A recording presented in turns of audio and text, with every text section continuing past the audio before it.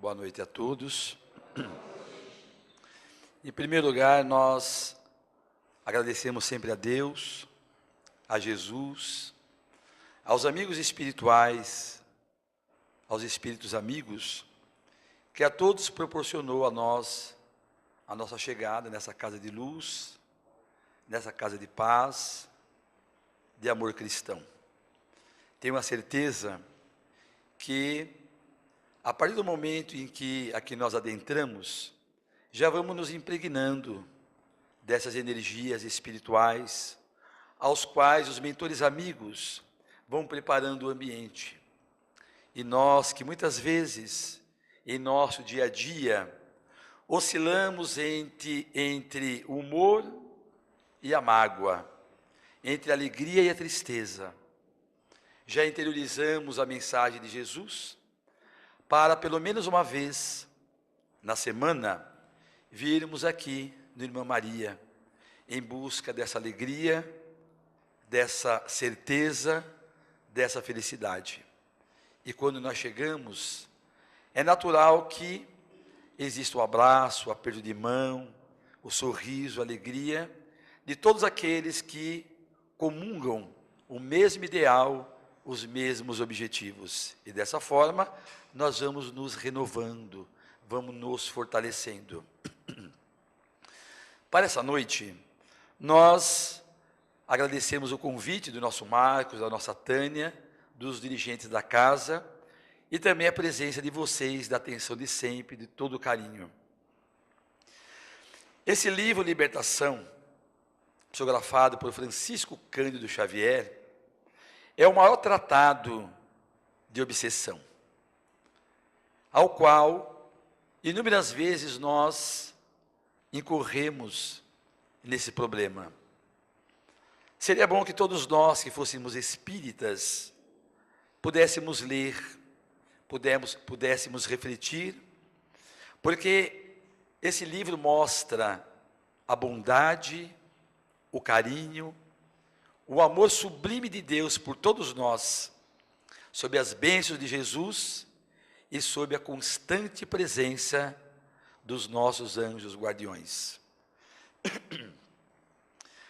André Luiz, ele começa narrando uma pequena história sobre a lenda do peixinho vermelho. Alguém já leu o livro Libertação? Pois bem, de uma forma bem resumida, né? A lenda do peixinho vermelho. André Luiz narra que há muitos anos atrás, no pequeno lago, existia uma comunidade de peixes. Peixes ociosos, peixes sem objetivos, peixes que nada realizavam. Viviam ali nas docas, nos barros, nas águas, nas algas, sem nada realizarem. A comunidade vivia ali durante muito e muito tempo. No entanto, entre aquela comunidade, existia um peixinho vermelho, gordinho como os outros, não tanto quanto, mas que vivia correndo de um lado para o outro. E nesse afã, despertou-lhe a curiosidade em saber como que o lago era mantido. Então ele foi até a entrada por onde vinham as águas, viu ali uma pequena grade, e começou a estudar os ladrilhos, até do outro lado, aonde tinha também uma outra grade, por onde escoava as águas.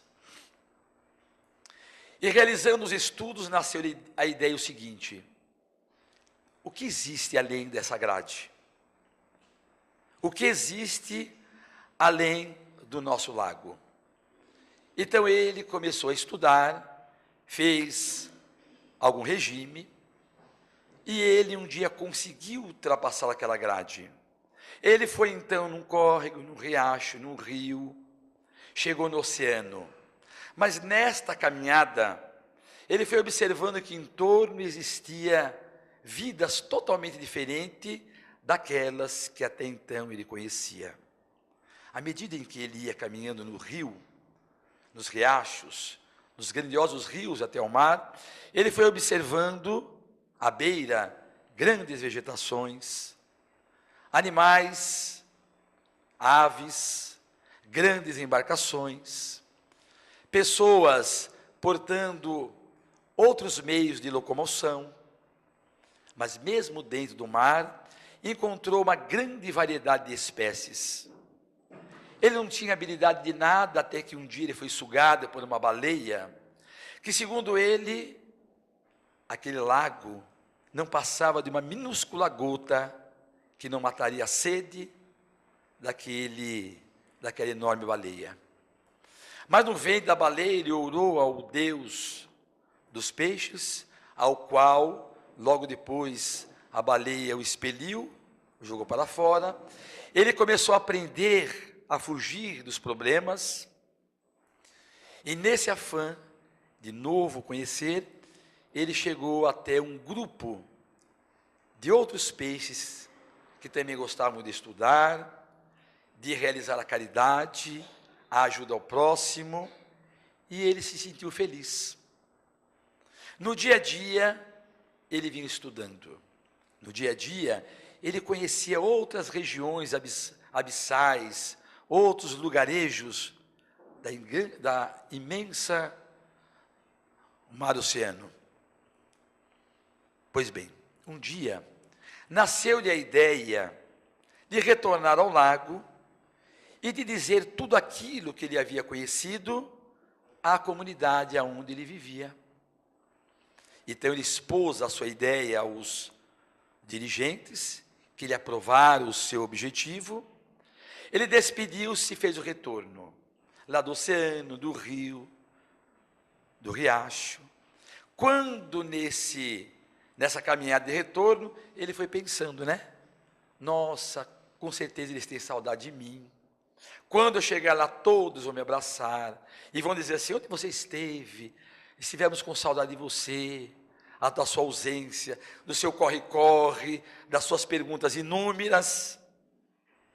E aí então, ele adentrou-se pelo escoadouro, o grande lago, onde ele vivia, e quando ele chegou no meio, ele observou que tudo continuava como dantes. Os peixes, todo lá no meio do barro, das algas, não sentiram falta dele. Sequer um aproximou-se e disse: aonde você esteve? Mas mesmo assim, lembrando do que ele havia encontrado, ele começou a gritar, a falar sobre um outro mundo, sobre uma outra realidade. Como até então não existia novidade alguma, os ministros, os dirigentes, chamaram o grande rei e disse: ó, tem um peixinho lá gritando, falando de outro mundo. E como o rei até então não tinha nenhuma novidade, reuniu toda a comunidade de peixes, como diz aqui na lenda do peixinho vermelho. E falou assim: vamos apresentar um espetáculo para toda a comunidade. E aí então o rei propôs que o peixinho vermelho falasse para todos. E o peixinho vermelho começou a contar a respeito daquele que ele havia encontrado, de um outro mundo, de seres totalmente diferentes daqueles que até então eles conheciam. Quando ele terminou, houve simplesmente uma gargalhada geral. Outros ministros também se colocaram, disseram que o peixinho vermelho estava meio com um problema mental, que não era possível existir um outro lugar melhor do que aquele, que ali era o centro de todos os lagos, do centro da vida, que ele estava delirando. E para provar que não havia possibilidade nenhuma, o rei então propôs que fosse até a grade, por onde ele havia passado, abraçou o peixinho vermelho e perguntou-lhe: como é que você passou por aqui? Ora, existe um sacrifício. Eu então fiz um regime e passo tranquilamente. E o rei disse: deve estar enganado, porque veja, nem mesmo a minha barbatana passa por aqui. Houve uma gargalhada geral, todos viraram-lhe as costas e foram embora. Ele então saiu do lago, transpôs a grade e por algum tempo foi viver junto com a nova comunidade. Passado um tempo então, houve uma seca que abateu sobre o lago onde ele vivia, vindo a falecer toda a comunidade de peixes. E assim, André Luiz encerra a história, mostrando para todos nós o quanto é importante a nossa dedicação, a nossa fé, a nossa coragem e a nossa confiança. Porque nós, com toda certeza, convivemos com tantos outros que não pensam como nós. Nós, com toda certeza, convivemos com pessoas que muitas vezes zombam, que dizem que não há possibilidade da continuidade da vida, que não existe Deus e que morreu, acabou. Mas Deus, na sua infinita misericórdia, conta com cada um de nós, através da nossa confiança, da nossa determinação. Mas, como através das reencarnações sucessivas nós vamos reencarnando, nós vamos nos impregnando dessa certeza espiritual, e como nós já dissemos de outras vezes, chega um momento em que aconteça o que acontecer, na quarta-feira, depois de tudo aquilo que eu realizei, eu vou lá no Irmã Maria, ouvir uma preleção, ouvir uma música, tomar um passe, tomar água frutificada, me fortalecer para o embate do dia a dia. E é isso que André Luiz pede de todos nós. Mas o livro Libertação, ele narra uma história muito interessante. Gúbio, que é o mentor espiritual do livro Libertação, junto com André Luiz, que é o grande repórter de Além Túmulo, e com Eloy, eles vão fazer uma peregrinação numa região onde existe um grande contingente de espíritos totalmente voltados ao mal. Então, Gúbio, no mundo espiritual, ele tem uma missão de ajudar a sua filha Margarida de épocas recuadas. É uma filha do coração, que nesse momento sofre de uma grande obsessão.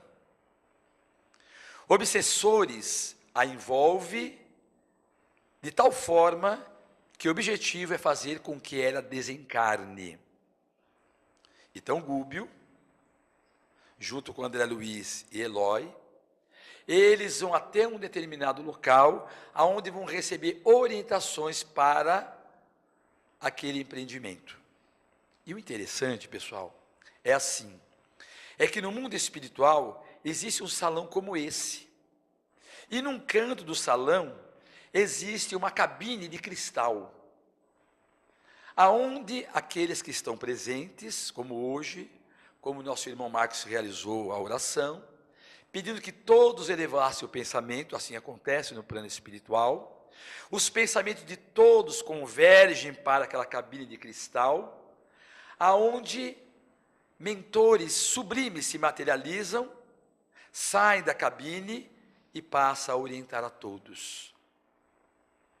E aí, naquele momento, materializa-se Matilde e vem conversar com Gúbio, porque Matilde é mãe de Gregório. Gregório, que está numa região onde existe um grande número de espíritos obsessores, e ele é o comandante principal. Quanto tempo ele está ali, dirigindo? Há mais de um século. Mais de 100 anos. Mais de 10 décadas que Matilde, mãe, vem tentar demover o filho daquele tentame de não buscar Jesus. Só que agora, quando a história é narrada, Matilde diz para Gúbio que sente que algumas vezes Gregório já começa a sentir saudade do carinho da mãe, que há muito tempo não tem mais junto de si. E Gúbio diz então, mesmo que Gregório me prejudicasse 1000 vezes, ainda assim, Matilde, eu me dobraria e lhe ajudaria, porque eu devo muito a você. E dessa forma, à despedida, Gúbio, André Luiz e Eloy adentra-se um grande vale. É como se fosse uma cidade, aonde existem seres totalmente voltados ao mal, totalmente deformados, alguns seres que se arrastam, cegos, surdos, mudos, sem os membros, sem as pernas, sem os braços, outros impregnados de ira, de revolta, de vingança. Imaginemos uma cidade onde as casas mal iluminadas, as árvores retorcidas, o chão totalmente barrenta, não existe alegria, não existe felicidade, só existem intrigas, só existe brigas, violência. E Gúbio, André Luiz e Eloy vão adentrar essa região. Só para que eles não sejam percebidos, antes de adentrarem aquela grande cidade, eles se impregnam da substância que envolve aquela região. São 3 espíritos iluminados, Gúbio, André Luiz e Eloy, que eles orando fazem com que o seu perispírito se impregne de uma substância obscura para não ser percebidos por ninguém, para que a sua tarefa, para que aquilo ao que eles vieram realizar, não tenha nenhum tipo de prejuízo. E ali de repente, caminhando, tem o primeiro contato de ensinamento que ele traz para nós. Então, caminhando em determinado local, Gúbio vê um espírito de uma mulher. Está deitada, e alguns ovoides ligados àquela mulher, aquele espírito, no mundo espiritual. Aí Gúbio diz a André Luiz, procure visualizar, meu irmão, o que aconteceu. Então, aquele espírito de mulher, envolvida por 3 ovoides. Alguém já ouviu falar nos ovoides? Nos ovoides são espíritos, pessoal, totalmente voltados ao mal, que perderam a sua configuração humana e transforma-se, como se fosse numa bola de futebol, num crânio, perderam o perispírito. Tamanha é a sua vingança, o seu ódio, o seu desejo de destruição. Então, aquele espírito deitado de mulher, 3 ovoides. E aí André Luiz passa esse ensinamento para nós. E dizendo assim, ela, há muitos anos atrás, ela foi uma pessoa que dirigia muitos escravos. E ela casou-se e o marido dela envolveu-se lá com uma escrava e teve 2 filhos. E ajudava a escrava e os 2 filhos sem que ela soubesse. Quando ela soube, surgiu nela o desejo de vingança. Então ela baniu aquela mulher para outras regiões, ao qual, com saudade dos filhos, faleceu de pneumonia, sem receber ajuda nenhuma. Os 2 rapazes, ela colocou entre grilhões, correntes, foi muito açoitados, eles caminhavam na humilhação e na dor, até que os 2 desencarnaram. Os 2 desencarnaram, ligaram-se à mãe, vingança daquela mulher. Quando ela desencarnou, os 3 a envolveram e a subjugaram nas trevas. E André Luiz pergunta, até quando eles permanecerão assim? Até um dia, André, que quando nascer nele o desejo de renovar-se, de perdoar e de compreender. Até então, Deus não violenta a vontade de quem quer que seja. Mas continuando a caminhada, eles foram percebidos por outros espiões de Gregório, que o levantam até Gregório. Gregório pergunta, por que vocês vieram aqui? E ele diz assim, nós viemos sob a autorização de Matilde. Gregório treme, porque lembrou-se da mãe. Mas agora eu não quero conversar nada com vocês. Manda eles para uma prisão, para uma entrevista no dia seguinte. Naquela entrevista, que será marcada, aí então, Gúbio haverá de dizer o porquê foi ali. Mas o interessante é que Gúbio narra que eles estão numa cela, escura e úmida, mas eles não dormem. E Gúbio diz, André, Elói, a noite inteira devemos estar em oração. E eles não dormem.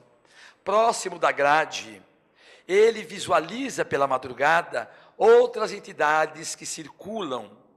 E André Luiz diz assim, 3/4 da humanidade, quando dormem, vão para o mundo espiritual.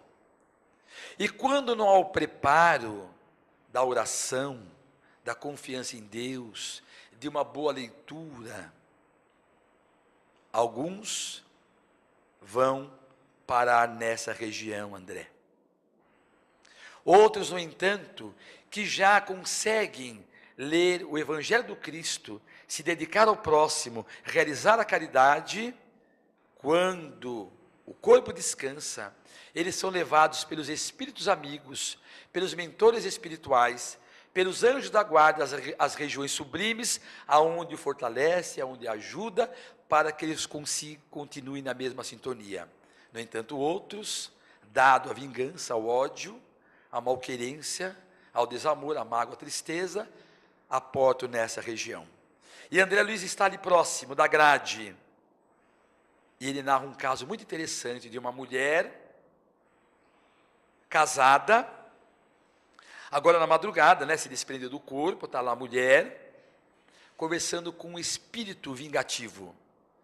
E esse espírito vingativo diz assim para ela, você não pode permitir que o seu marido continue a frequentar aquelas reuniões espíritas, naquelas reuniões de oração. Se você deixar, você está mostrando a sua fraqueza. Você tem que fazer de tudo para que ele não vá nessas reuniões. Porque se assim for, não conseguiremos o nosso objetivo, que é destruí-lo. E André Luiz fica estarrecido. Como pode acontecer isso? E Gúbio diz, André, todos se encontram com aquilo que pensam. Seja o que for, você se sintoniza com o bem ou com o mal. Então, aquele espírito vingativo envolve aquela mulher e diz assim, seja forte, amanhã, quando você acordar, comece novamente a persegui-lo, a não deixar que ele realize os seus objetivos. Existem outros pormenores, No dia seguinte, antes da entrevista com Gregório, pessoal, existe uma outra cena ao qual André Luiz relata com cores fortes, que nós ao lermos, nós vamos vendo o quanto é de suma e grande responsabilidade nós seremos espíritas. O nosso comprometimento com o pensamento, com as palavras e com as ações, para conosco e para com aqueles com quem nós convivemos. Então eles vão em determinado local, aonde é separados em grupos, e ficam os 3, porque os detectores do mundo espiritual não conseguem perceber nada neles. E Gúbio diz, nós somos considerados espíritos neutros, porque eles não encontraram em nós nenhum pecado, nada que possa nos prejudicar. E aí, existe ali um julgamento. Esses espíritos justiceiros, eles então vão condenar um a um, pelo que eles realizaram na terra. E a exemplo disso, Gúbio diz, Vamos observar. E aí eles começam o julgamento. Entre o julgamento, de repente surge uma mulher. E aí, um dos dirigentes diz: você, quando na terra, realizou muitos pecados. Então ela começa a gritar e dizer: é verdade, eu me arrependo do que eu fiz. Eu sei que eu fiz isso. Eu sei que eu realizei inúmeros abortos. Eu matei inúmeras criancinhas. Mas foi com outros objetivos. E os espíritos das trevas a envolvem e diz assim: você não merece perdão e nem remissão. Porque não foi Deus que a levou ali. Foi o próprio pensamento, a sua própria condição de inferioridade. E aí vem os magnetizadores, os espíritos hipnotizadores do mundo espiritual, muito inteligentes, mas a inteligência totalmente voltada para o mal. E diz assim: você foi uma loba, você foi uma loba. Então aquela energia envolve aquele espírito que praticou muitos abortos. E a André Luiz narra que ela vai se transformando naquele animal ao qual ela interioriza aquela energia e sai a rastejar como um verdadeiro animal. E assim existem outras situações também naquele momento. Então percebe a nossa responsabilidade de ser espírita. O quanto nos vai ser cobrado, mas o quanto também nos seremos agraciados pela vontade de Deus, se nós realizarmos com todo carinho e amor aquilo que Ele depositou em nossas mãos. Logo depois, junto a Gregório, Gregório pergunta assim: qual foi o mesmo nome que você falou? Matilde. Ele novamente treme. Você deve estar lembrado de Matilde, não é, Gregório? E Gregório diz assim: sim, ela foi um dia minha mãe na terra, mas nós agora estamos divorciados há mais de um século, porque a minha mãe segue Jesus, o Cordeiro de Deus, e eu sigo os dragões da justiça. E lá no rodapé do livro, André Luiz fala assim: os dragões da justiça são espíritos primitivos que vivem no mal há muitos e muitos anos, com o objetivo de vingança, de ódio, de realizar o mal. Mas Gúbio diz assim: eu venho para ajudar a Margarida, que foi filha minha em outras vidas há muito tempo. Eu sei, Gregório, que você também a quer, mas através do desencarne, das obsessões. Eu tenho certeza que você é uma pessoa muito poderosa e o seu tentame já está quase a findar. Mas permita que eu venha participar desse desencarne da minha filha nesses momentos. Eu não vou atrapalhar nada. Eu só queria que você permitisse. Gregório, então, dá a ele um cartão de livre acesso, para que logo depois ele está lá na casa de Margarida. Pessoal, e o que ele narra é uma coisa estarrecedora.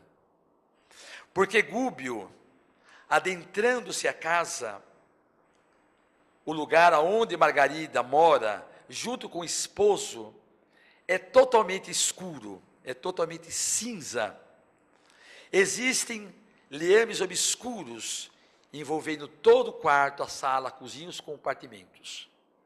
Existem mais de uma dezena de espíritos obsessores.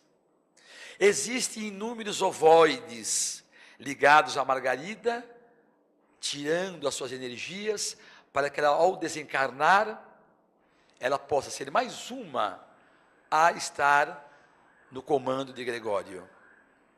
Gúbio vê Margarida e de forma entristecido ele nada realiza. André Luiz fala assim: se fosse eu entabularia uma briga com todos, eu abraçaria minha filha e sairia dali. Mas Gúbio não. Gúbio vê a filha sofrendo os dardos dos obsessores e só se compadece. Dois obsessores ali se encontram ferrenhos naquela situação. Um é Saldanha e outro é Gaspar. Dois espíritos obsessores. Saldanha desconfia de Gúbio, mas quando ele apresenta o cartão, Saldanha fala, pode adentrar, né? Porque ele foi recomendado por Gregório, que é o maioral, e eu não posso contestar nada. E começa a haver um diálogo entre os dois. Gúbio mostra que conhece as técnicas de obsessão, e Saldanha diz assim, eu estou aqui porque o pai dela, de Margarida, acusou meu filho injustamente. E Gúbio pergunta, por que tanto ódio? E Saldanha diz, eu desencarnei e deixei na terra minha esposa e um filho que consorciou-se, casou-se com uma moça com muita dificuldade e teve também uma criança. Só que o meu filho trabalhava numa fábrica e houve um assassinato. E tudo fizeram para incriminar o meu filho. Ele foi preso, passou por uma grande dificuldade e agora ele está num hospício. A minha esposa, com saudade do filho, suicidou-se. E ao suicidar-se, ligou ao meu filho Jorge, lá no hospício. E a minha nora, não aguentando a saudade do esposo, morreu de loucura. Então, 3 almas lá no hospício. Jorge encarnado e a mãe e a esposa desencarnada ligada a Jorge. Aí chega um momento em que Saldanha pede licença para fazer um passeio. E Gúbio diz assim, eu posso acompanhá-lo? E aí vai junto. E aí quando adentra-se no hospício, Saldanha triste visualiza a esposa, a nora e o filho na laje fria, ligados. Ele tenta ajudá-los, mas não consegue. Diz para Gúbio, veja, você não acha que eu tenho razão de sentir ódio? De eu ser infeliz? Eu estou nessa há muitos anos. E por sentir esse ódio, foi nesse ódio que Gregório me pegou para realizar a sua vingança. E eu haveria de conseguir. E aí então, Gúbio, até então envolvido naquela matéria obscura, diz assim a Saldanha, meu irmão, você permite que eu vá lá fazer uma oração? E Saldanha diz, você acredita que você pode ajudá-los? Vamos ver. E aí então, Gúbio adentra-se à cela úmida, escura, daquele hospício, senta na laje fria, coloca a cabeça dos 3 sobre o seu colo e começa a aplicar um passe. Saldanha fica boquiaberto, o que vai acontecer? Ele vê o carinho com que Gúbio está tratando do seu filho, da sua esposa e da sua nora. De repente ele começa a orar, se impregna de uma grande luminosidade que afugenta as trevas. Saldanha envergonhado corre e vai para trás de uma parede. E aí Gúbio, orando a Deus, desliga a esposa, desliga a nora, e Jorge volta à razão, porque há muito tempo encontrava-se inconsciente. A esposa é levada por benfeitores amigos, a nora também, e agora Jorge levanta-se e vai dormir num lugar quentinho. E lá do lado, André Luiz diz assim, aquele espírito vingativo e cruel, eu não imaginava que agora, nesse momento, ele iria chorar. E envergonhado, ele é abraçado por Gúbio, que promete ajudá-lo em outras situações. E de retorno, para onde encontrava-se Margarida, envolvida com os espíritos obsessores, ele diz assim: Saldanha, você é pai, eu também sou pai. E eu queria dizer que Margarida é minha filha. E Saldanha fica mais envergonhado. O que ele estava fazendo contra a filha de uma pessoa que tornara-se benfeitora? Eu quero ajudar minha filha. E Saldanha diz, mas tem Gaspar. Gaspar é outro obsessor que fará de tudo para se comprometer com Gregório. E aí então Saldanha vai chamar Gaspar e diz a ele: nós temos aqui um ser miraculoso, um ser de Deus que me ajudou. E relata a Gaspar como Gúbio lhe ajudou. E Gaspar também é um obsessor de Margarida. E Gaspar diz assim: eu estou nessa situação porque eu desencarnei, a minha esposa consorciou-se com outro que quer matar o meu filho. Isso criou em mim um grande desespero. E Gúbio diz assim: vamos ajudá-lo. E aí ele vai à casa aonde reside a ex-esposa encarnada, junto com um homem que tem o objetivo de eliminar o filho de Gaspar. E aí existe toda uma trama, aonde agora aquele que é marido da sua ex, vai para o mundo espiritual e Gúbio conversa com ele. Olha, meu irmão, Gaspar já não pertence mais a esse mundo. Deixou a esposa livre, viva da melhor maneira com ela. Mas ele pede que respeite o seu filho, que será o seu herdeiro, e que futuramente, com toda certeza, ele haverá de retornar por intermédio do seu filho. E aí, Gúbio também ajuda Gaspar. E quando eles retornam, já retornam renovados e reformados. Eles então trabalham para que os ovoides sejam retirados, o ambiente começa a se iluminar, outros espíritos começam a chegar e Gúbio começa a ajudar a todos. Da mesma forma que acontece na casa espírita, com o mesmo carinho, com o mesmo amor, que um dia abriu essa casa de caridade, de solidariedade, com uma, duas pessoas, e hoje é um grande contingente de corações amigos que aqui aportam, em busca de novas informações, de novas orientações, de trabalho, de poder ajudar. Então agora a casa de Margarida se torna luminosa, e Gúbio promete levá-los a todos a uma região iluminada. Marca-se o dia e todos saem da casa. Há uma região aonde Gúbio diz que é o lugar onde fica entre a terra e o céu. Só que Gúbio vai na frente, junto com um grande contingente de espíritos que estavam ali obsidiando, que agora sente Jesus no coração e pede para Gúbio não desampará-los. Gúbio ajuda a todos. André Luiz, em determinado momento, Gúbio diz assim: André, eu percebo que Gregório vem com uma grande malta armados para nos interceptar no nosso caminho. Eu deixo a você, André, a direção de todos, o comando de todos. Eu vou me ajoelhar ali e vou orar. André, aconteça o que acontecer, você permaneça em oração e todos vocês. Então Gúbio ajoelha-se e começa a orar.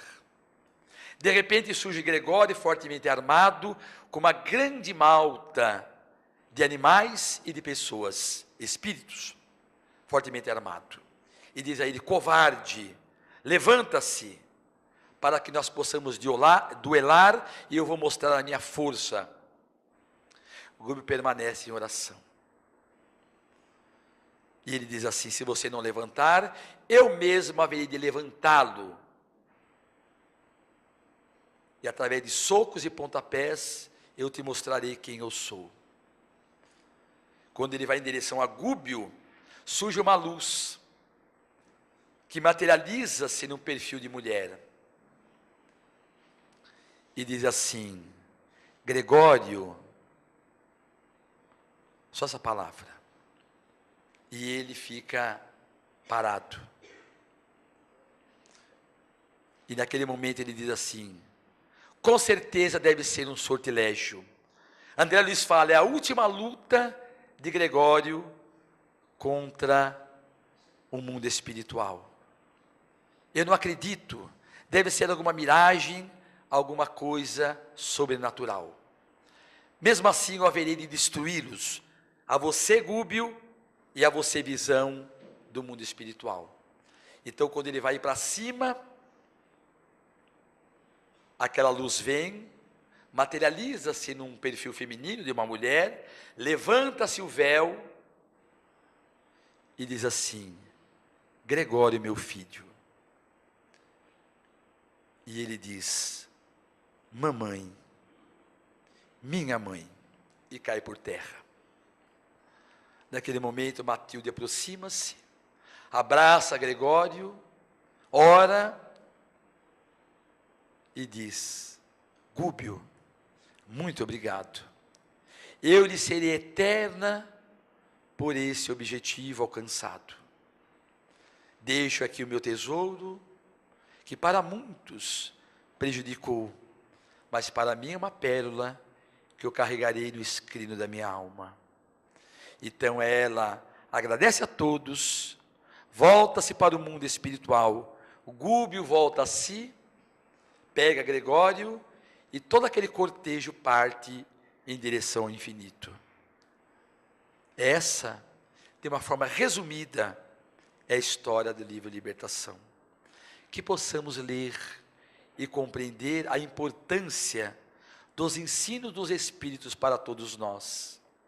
Inúmeras vezes nós dizemos assim, que sejam afastados os espíritos obsessores, no trabalho de obsessão, em casa, mas eles também têm uma alma, eles também têm alguém que os ama, e quando nós o tratamos com carinho e com dedicação, nós receberemos também ajuda daqueles outros que são seus amores de outros mundos, de outras eras, de outros lugares.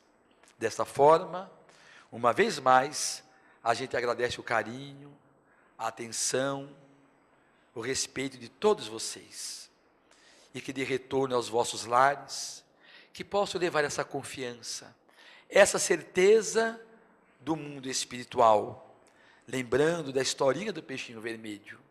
Vejam, nós sabemos que a vida continua, nós sabemos que existe um Deus, nós sabemos que Jesus veio e morreu por todos nós, nós sabemos dos nossos anjos guardiões. Então, que realizemos o melhor, porque Jesus conta hoje e amanhã com todos nós, muita paz e muita luz em todos os seus corações. Obrigado.